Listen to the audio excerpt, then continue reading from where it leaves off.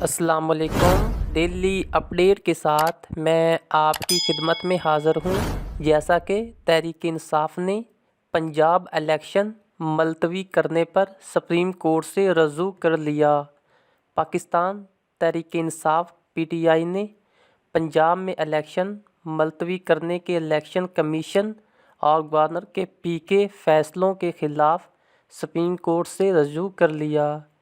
P T I نے election تاریخ کی تبدیلی کے خلاف مشترکہ آئینی درخواست عدالت عظمیٰ میں دائر کر دی۔ Speaker Punjab assembly Sibtain Khan speaker K P کے اسمبلی مشتاق غنی نے آئینی درخواست دائر کی۔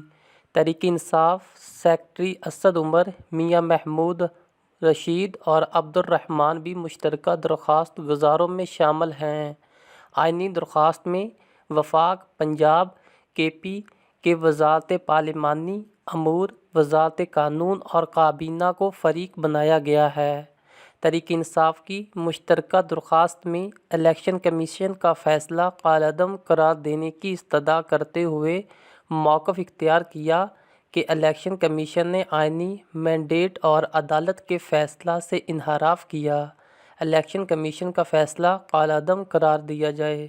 الیکشن کمیشن کو شیڈول کے مطابق 30 اپریل کو الیکشن کرانے کا حکم دیا جائے۔